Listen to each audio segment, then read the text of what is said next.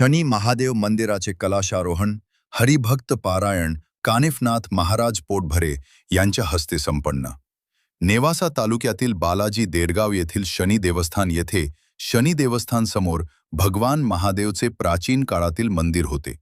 अतिशय प्राचीन काळापासून मंदिर असल्याने ते नादुरुस्त झाल्याने नूतन मंदिर बांधून हिंदू नववर्षाच्या प्रारंभीस गुढी पाडव्याच्या शुभदिनी कलशारोहण वेदांतचार्य महंत हरिभक्त पारायण कानिफनाथ महाराज पोटभरे यांच्या हस्ते वेदमंत्राच्या उच्चाराने विधिवत पूजा करून मोठ्या उत्साहात संपन्न करण्यात आले। यावेळी सजवलेल्या रथामध्ये कलशाची मिरवणूक फटाक्याच्या आतषबाजीमध्ये हरिनामाच्या गजरात व ढोल ताशाच्या वाद्यात काढण्यात आली। तर या कलशारोहण रथाचे गावभर भाविकांनी दर्शन घेत स्वागत करण्यात आले। तर कलशारोहण उत्सव संपन्न झाल्यानंतर ह.भ.प. पोटभरे महाराजांनी प्रवचनरूपी सेवा दिली। हा मंदिर परिसर अतिशय प्राचीन असून सूर्यपुत्र शनिदेव यांची ही तेजस्विनी मूर्ती त्या ठिकाणी आहे व नूतन महादेव मंदिर बांधून परिसरात आध्यात्मिक वैभव निर्माण झाले आहे। तर त्या ठिकाणी चमत्कारिक दगड असून त्या दगडातून वेगळा आवाज निघतो ही आश्चर्यकारक बाब आहे।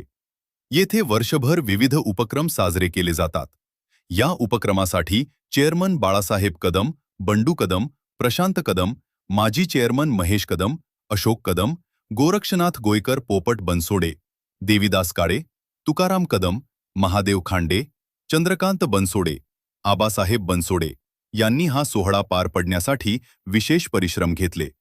तरी या सोहळ्यासाठी हरिभक्तपरायण सुखदेव महाराज मुंगसे, सरपंच चंद्रकांत मुंगसे, दत्ता पाटील मुंगसे, माजी सभापती कारभारी चेडे, माजी उपसरपंच बाळासाहेब मुंगसे, सुभाष मुंगसे, चांगदेव महाराज तांबे, माजी चेअरमन बाबासाहेब मुंगसे, सुनील शेठ मुथा, किशोर वांढेकर, महादेव मंदिर देवस्थान अध्यक्ष राजेंद्र कदम आदी भाविक मोठ्या संख्येने उपस्थित होते।